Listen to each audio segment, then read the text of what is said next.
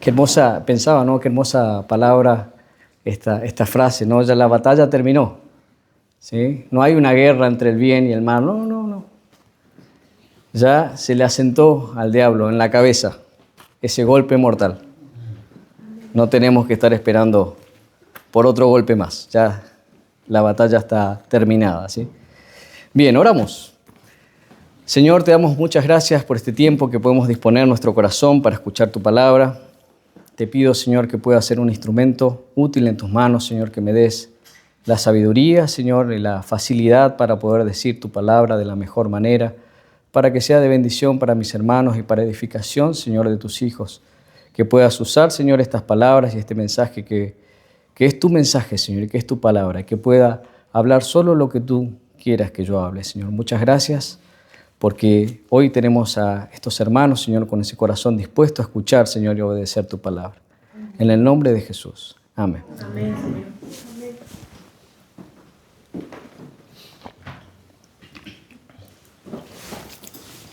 Bien. En 1878, hace unos 150 años atrás, el gran predicador Charles Spurgeon, ¿sí?, conocido como el príncipe de los pastores, ¿sí?, un pastor inglés, un puritano. También él citó en ese tiempo una predicación que él la llamó "No nos metas en tentación", y he basado el tema de hoy en esta predicación, ¿sí? No nos metas en tentación. Y Charles decía en su predicación, él citaba que se podía resumir el Padre Nuestro en una serie de encabezados cortos y muy instructivos. De hecho, vamos a leer el Padre Nuestro y a partir de ahí continuamos con el pasaje. ¿Sí? Mateo, capítulo 6, del 9 al 13.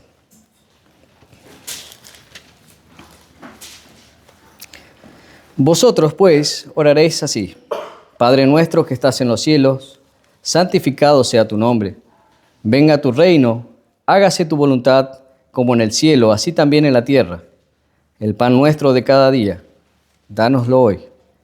Y perdónanos nuestras deudas, como también nosotros perdonamos a nuestros deudores. Y no nos metas en tentación, mas líbranos del mal, porque tuyo es el reino, el poder y la gloria, por todos los siglos. Amén. Spurgeon decía que podríamos resumir el Padre Nuestro en una serie de encabezados, ¿sí? Y él decía: Padre nuestro que estás en los cielos, esa primera petición es la de un hijo que está lejos de casa. Santificado sea tu nombre, es la petición de un adorador. Venga tu reino, es la petición que haría un súbdito a un rey.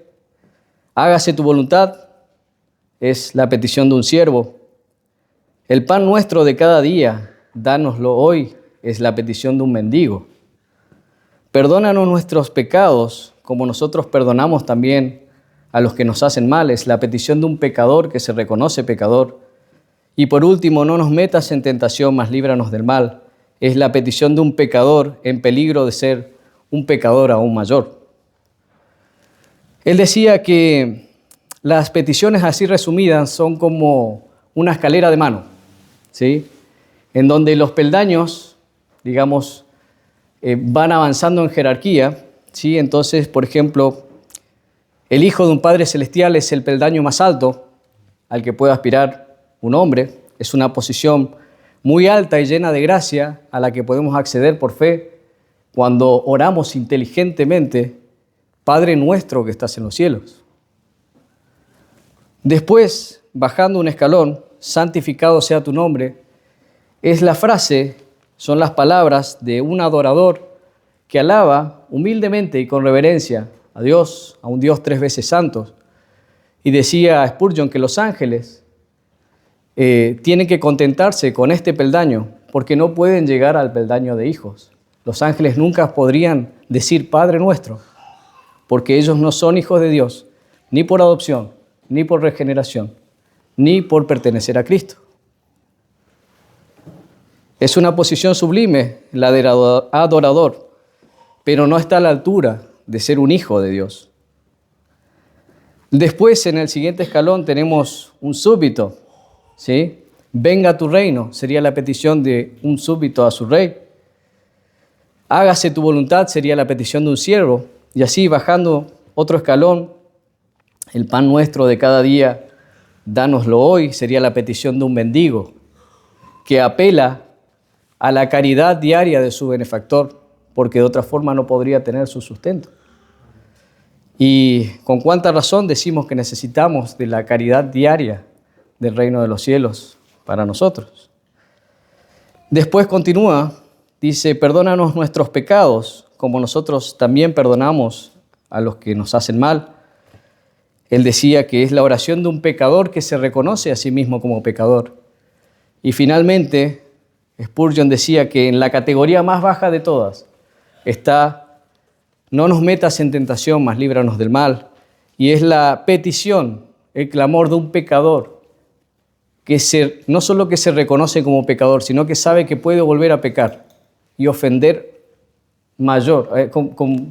con más intensidad a su Señor. Entonces decía que ese ocupa el peldaño de más baja categoría.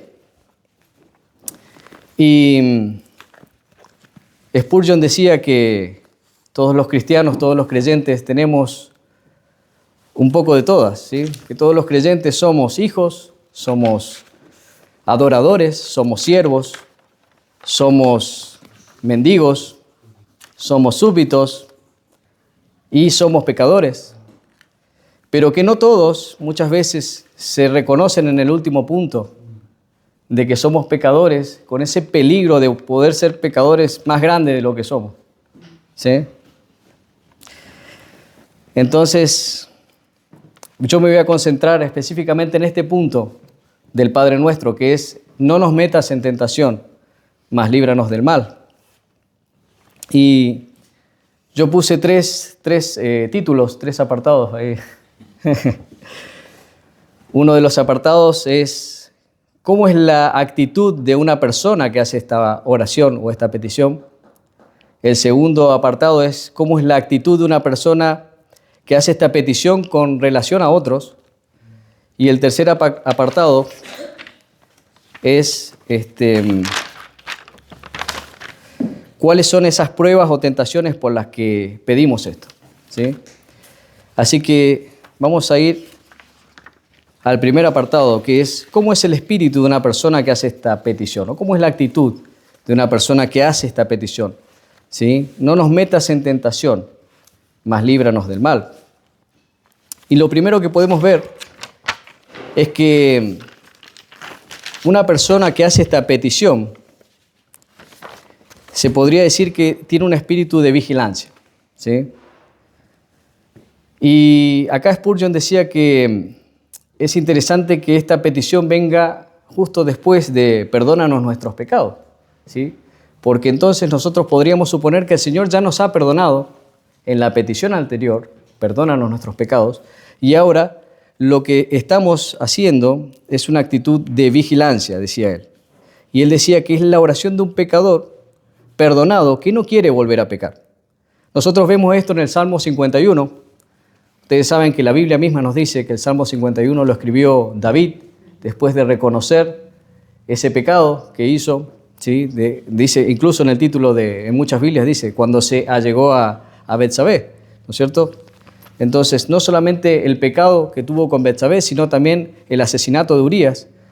Y después de exponer su pecado, David en el Salmo 51, y de pedir el perdón al Señor, vemos que en el versículo 14, si quieren buscar, Salmo 51, versículo 14, él dice algo así como: líbrame de los delitos de sangre, oh Dios de mi salvación. Líbrame de los homicidios, dice en esta versión, oh Dios de mi salvación, cantará mi lengua tu justicia. ¿Sí? ¿Qué está diciendo?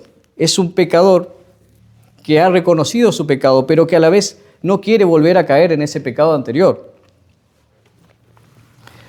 Y esto también lo podemos ver ¿Sí? Entonces, después de una oración inicial de pedido de perdón a Dios en el Salmo 51, tiene una nueva petición en donde muestra el temor de perder el gozo por el pecado perdonado y la vigilancia atentamente de las nuevas acechanzas del diablo. Y esto se corresponde también con 1 de Pedro 5:8, en donde dice que tenemos que estar atentos y vigilantes porque nuestro enemigo, el diablo, es como un león rugiente que anda buscando a quien devorar. Y cuando hablamos de un león rugiente, el león rugiente no solamente busca las presas más fáciles y las más incautas, sino que puede atacar a cualquiera. Y eso es algo que también nos tiene que, en cierta forma, mantener vigilantes. Siempre debemos permanecer vigilantes, aun cuando las cosas parecen andar bien. De hecho, pensando un poco acá en Neuquén, yo no sé si ustedes conocen la Ruta 151, muchos capaz que sí, pero la Ruta 151 es la que une Neuquén Capital con Algarrobo del Águila y tiene unos trechos realmente desafiantes para atravesar. Parece como si hubiera estado en guerra y fuera un campo minado que explotó y tenemos todos los cráteres y uno tiene que ir esquivando cráteres por el camino y algunos son bastante profundos y muchas veces tenés que avanzar a 30 kilómetros por hora, 20 kilómetros por hora para no poder caer en uno de estos pozos y romper un amortiguador o romper el auto. Muchas veces hay que cruzar por el costado, por la banquina, porque de otra forma no se puede atravesar. Y si ustedes le preguntan a mi hijo cuál es la peor ruta de Argentina, te lo va a decir con número y con lujo de detalle. Es la 151. Es la peor ruta de Argentina, pero bueno, no sé si es la peor, pero es la peor que nosotros conocemos. Pero lo peor de la ruta 151 no son esos pozos que están en medio de todos esos cráteres. ¿Cuáles son los peores? Los peores son aquellos que cuando ya avanzaste todo ese trecho y aparte aparece la parte linda y uno empieza a aumentar la velocidad y se empieza a relajar y ya empieza a pedir el mate y a tomar de nuevo y a aumentar la velocidad y recuperar el tiempo que perdiste en los cráteres, es donde de pronto te encontrás unos buracos, unos pozos tan grandes que seguro o rompes el auto o volcás o te tirás a la banquina. Yo creo que los peores pozos de la Ruta 151 no son los trechos de 30 a 40 kilómetros en donde está todo poseada, sino aquellos cráteres que aparecen de golpe, inesperadamente. Y yo creo que eso, si nosotros, obviamente, haciendo una comparación muy por encima a nuestra vida diaria, los peores desafíos que muchas veces tenemos son aquellos que parece que está todo bien y de pronto tenemos una prueba. Le pasó a David. David, cuando tuvo ese pecado con Betsabé, fue en el pináculo de su carrera. Fue cuando se podría decir que David estaba en el pináculo de su desarrollo militar y en el pináculo de su relación espiritual con el Señor. Era un hombre que se decía de él, era un hombre conforme al corazón de Dios, y justo cuando estaba en todo su esplendor, ocurre el pecado con Betsabé, y a partir de ahí tenemos un descenso abrupto de la vida de David en donde parece que no se puede recuperar. ¿Sí? Entonces nosotros aprendemos esto en David como un ejemplo. De hecho, Pablo mismo dice en 1 Corintios 10:12 que el que cree estar firme, mire que no caiga, ¿sí? Porque a veces las peores tentaciones o las peores pruebas no son aquellas que nos ocurren cuando todo está viniendo desastroso, sino aquellas cuando realmente nos relajamos y pensamos que ya ha pasado lo peor y que lo peor quedó atrás. Y entonces de pronto se nos presenta una tentación gigante de la que si no la advertimos realmente podemos caer, ¿sí? Como le pasó al rey David. Así que yo puse acá, el hombre que se siente fuerte en su poder está listo para que lo lleven al combate. O decía Spurgeon, quiere experimentar el combate. Sí, nos ha pasado a todos cuando nosotros somos inexpertos y nuevos en el Señor y queremos ir y luchar contra todo. Pero el hombre que ha conocido su propia debilidad, dice acá Spurgeon, no quiere que lo pongan a prueba. Se reconoce débil y teme pecar nuevamente contra su Señor. Se mantiene alerta para no caer en la trampa del diablo nuevamente. Aquel que pide o que reza o que ora no nos metas en tentación, mas líbranos del mal, es aquel pecador que, consciente de su debilidad y aún sensibilizado por sus pecados pasados, está temeroso de cometer lo mismo en el futuro y por lo tanto está atento y vigilante a las acechanzas del diablo. Sí, así que lo primero que encontramos es esta actitud de velar en esta oración. ¿Sí? No nos metas en tentación, mas líbranos del mal. Lo segundo es que, yendo al otro título, es cómo es la actitud de una persona que hace esta petición con relación a los otros. Yo puse: una persona que conoce su estado de debilidad tampoco tratará a los demás con demasiada severidad. ¿Sí? Es una actitud de mayor compasión. Cuando nosotros veamos a una persona actuando impíamente lejos del Señor, tenemos que recordar que nosotros también podríamos estar cayendo bajo esa misma tentación y haciendo los mismos pecados si hubiéramos estado tentados de esa forma, sin una pizca de la gracia del Señor en nosotros. Estaríamos de la misma forma o aún peor.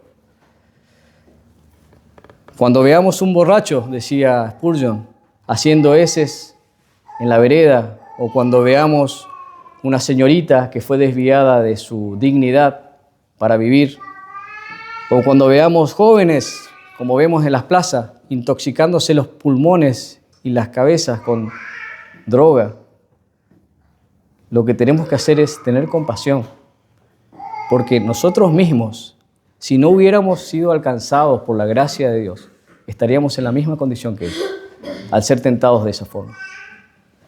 Entonces esta oración también nos lleva a tener más compasión, sabiendo que necesitamos de la gracia de Dios y que sin la gracia de Dios estaríamos tal cual ellos o peor.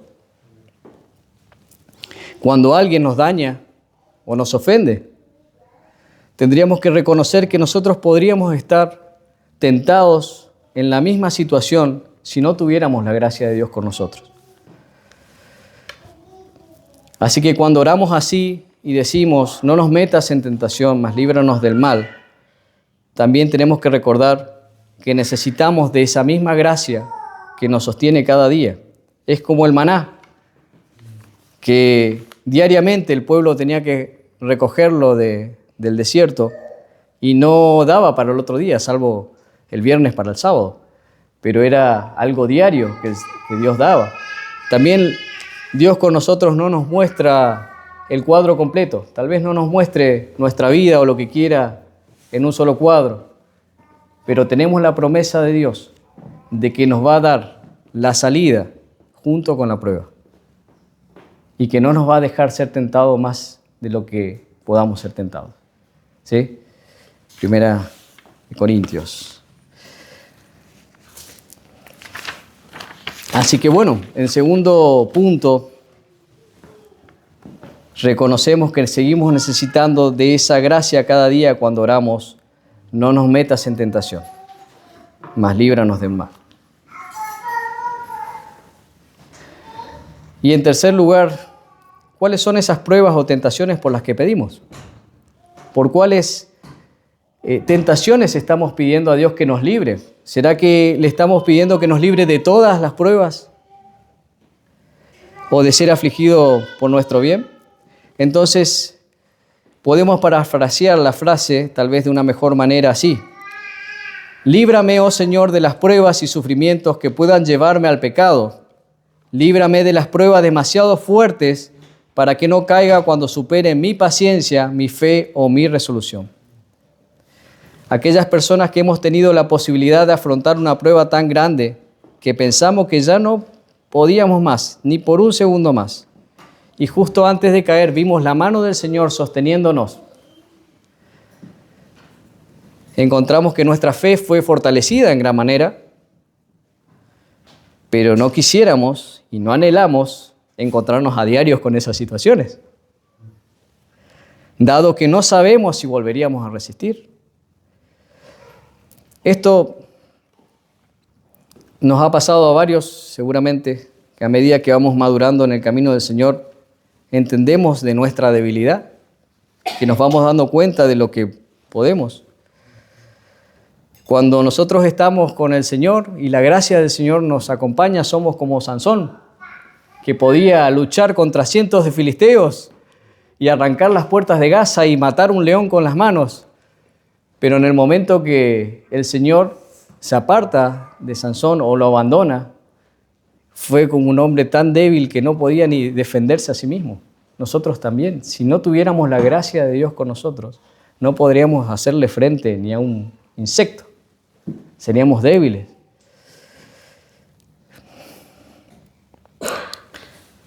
La prueba, cuando es posible soportarla, tiene sus usos beneficiosos. Entonces,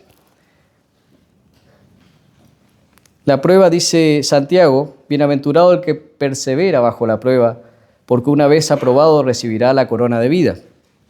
Primera de Pedro 6:8 dice que la prueba refina la fe como el fuego lo hace con los metales para ser hallada más preciosa que el oro. Y Primera de Pedro 4:12 nos exhorta y dice, no os sorprendáis por el fuego de la prueba, como si algo extraño les hubiera sobrevenido. O sea que las pruebas son beneficiosas para nosotros porque al tener éxito en las pruebas, forman nosotros el carácter de Cristo y por consiguiente Dios no siempre nos libra de la prueba o de las tentaciones. De lo contrario, si Dios nos librara o nos dejara sin pruebas que nos transformen nuestro carácter, el Padre Celestial estaría criando hijos consentidos y débiles al mantenerlos lejos de las tentaciones, cosa que no forma parte del sistema que Él ha decidido en su sabiduría para nuestro crecimiento. Hoy vemos algo en nuestra generación que se llama la generación de cristal. No sé si lo han escuchado, ¿sí? Pero creo que lo han llamado así con justa razón, porque hoy, donde deberíamos tener un grupo de hombres y mujeres maduros, mujeres y hombres adultos maduros, en su defecto tenemos un grupo de hombres y mujeres que se criaron siendo eternos adolescentes, que no asumen su responsabilidad y que se ofenden por todo y que no quieren compromiso a largo plazo. Y Dios no quiere hijos de cristal, hijos consentidos que no tienen la fortaleza para plantarse frente al pecado y frente a la tentación, que no se esfuercen vigilantes en su piedad y que se ofendan ante cualquier palabra dura de las predicaciones y que no aguanten ni 20 minutos de prédica. Dios no quiere eso. Por eso las pruebas son necesarias. Dios no desea una iglesia así, que durante toda su vida seamos bebés que van en carritos espirituales. Dios colocará a sus fieles en lugares de prueba y muchas veces en donde la prueba y la batalla sea más recia. Y hacemos bien en pedir, aún así, no nos metas en tentación, mas líbranos del mal. Debemos estar preparados para la prueba si Dios lo dispone, pero tampoco buscarla, sino más bien orar pidiendo que no llegue. Aquellos que se jactan que podrían tener la paciencia de Job o la fe de Abraham son aquellos que en primera instancia negarían y maldecirían a Dios, porque un verdadero hijo de Dios no busca la vara. Un verdadero hijo reconoce su debilidad y pide más bien, si es posible, pasa de mí esta copa, pero que no se haga mi voluntad, sino la tuya. Decía Spurgeon, la debilidad es nuestra fuerza y nuestra fuerza es debilidad. Un verdadero hijo de Dios no busca la tentación. Entonces, si Dios nos lleva al conflicto, su Espíritu Santo nos fortalecerá y serán valientes frente al adversario, aunque en su interior también tiemblen ante el trono de Dios. Entonces dijimos, ¿a qué nos lleva este pedido de oración? En primer lugar, decíamos, en una actitud de vigilancia, ¿sí?, frente a nosotros mismos, en una actitud de compasión frente a los demás, que podrían estar, en los que podríamos estar de la misma forma si no fuera por la gracia de Dios. Y también decíamos, que las pruebas y las tentaciones por las que deberíamos pedir esto son aquellas en las que vemos que, deberíamos pedirlo siempre, ¿sí? Pero dice el Señor que Él nos va a sostener. Pensaba cuando armaba este tema, es que nosotros tenemos una promesa del Señor en que dice que no vamos a ser tentados más allá de lo que podamos soportar. Pero aquellas tentaciones y pruebas que nos vienen, que Dios permite, es las que sí podemos soportar, ¿sí? Entonces no tenemos excusa, ni podemos invocar como excusa eso para pecar. Para el creyente no es una necesidad pecar. Entonces, como conclusión, ¿qué lecciones enseña esta oración, este pedido? Primero, nunca te jactes de tus fuerzas. Nunca digas, yo nunca caería en esos pecados. Por sí mismo no tenemos el poder para resistir. Es más, nosotros mismos no tenemos el poder para hacer nada bueno. Dice Juan 15, separados de Él nada podemos hacer. Así que nunca se expongan a la tentación jactándose de su capacidad. Nunca desees una prueba, querido hermano. Los problemas vendrán por sí solos. No los tenés que buscar. Nunca acudan a la tentación. Decía Spurgeon, el hombre que ora, no nos metas en tentación y luego acude a ella es un hipócrita delante de Dios. El hombre que se mete en situaciones donde sabe que podría ser tentado y fracasar, ¿qué está buscando realmente? No jugar con la tentación, aunque parezca chiquita, aunque parezca inofensiva. El pecado de David, que hoy lo leímos, comenzó con una mirada y un pensamiento no cortado a tiempo. El hombre que se reconozca pecador, que clama a Dios por misericordia, que se arrepienta hoy, crea en el Señor para perdón de pecados. Y cuando haya obtenido el perdón de pecados, que su siguiente deseo sea mantenerse alejado de Él. Y por consiguiente, ore diciendo, no nos metas en tentación, mas líbranos del mal. Los que han sido perdonados hacen esta petición porque confían en Dios, pero desconfían de sus fuerzas. Así que una pregunta obvia, ¿puede Dios tentar? Por supuesto que no. Dios no es autor del mal, Santiago 1:13. Dios no puede ser tentado y no tienta a nadie. Cada uno es tentado de su propia concupiscencia. Así que decir no nos metas en tentación también se podría decir como no nos dejes caer en tentación o no permitas que seamos inducidos a la tentación. ¿Puede Dios librarnos de la tentación? Ya sea que pidamos a Dios que nos aleje del pecado o de las pruebas difíciles, nuestro objetivo principal es líbranos del mal. Una petición similar a esta podemos encontrar en el Antiguo Testamento, en el Salmo 141. Salmo 141, versículos 3 y 4. Lo voy a leer acá. Y después el versículo 8 y 9. Decía David, Señor, 141, versículos 3 y 4, y después 8 y 9. Dice, Señor, pon guarda a mi boca, vigila la puerta de mis labios. No dejes que mi corazón se incline a nada malo, para practicar obras impías con los hombres que hacen iniquidad, y no me dejes comer de sus manjares. Porque mis ojos miran hacia ti, oh Dios, Señor, en ti me refugio, no me desampares.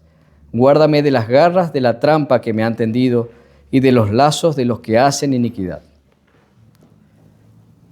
Y también recordamos lo que Pedro decía en 2 de Pedro 2:9, dice, sabe Dios librar de la tentación a los piadosos y reservar a los malvados para el día del juicio. Así que, ¿puede Dios librarnos de la tentación?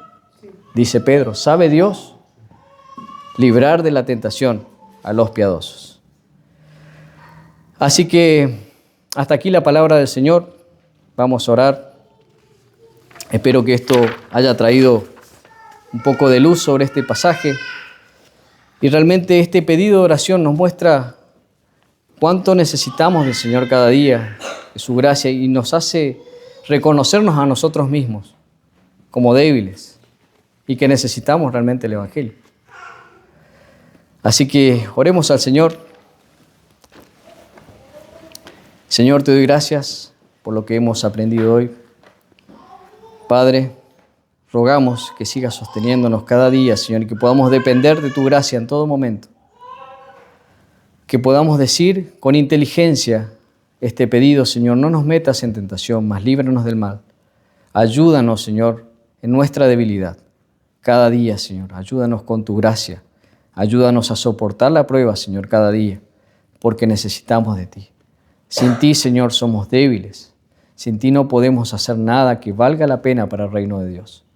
Y ayúdanos a tener compasión también de otros, así como has tenido compasión de nosotros, Señor, y que podamos verlos en esa condición en que nosotros también estaríamos si no fuera por tu gracia y por tu misericordia con cada uno de nosotros, Señor. Gracias, Señor, porque un día nos rescataste y porque un día permitiste que te conociéramos, Señor. Gracias. En el nombre de Jesús. Amén. Bien, vamos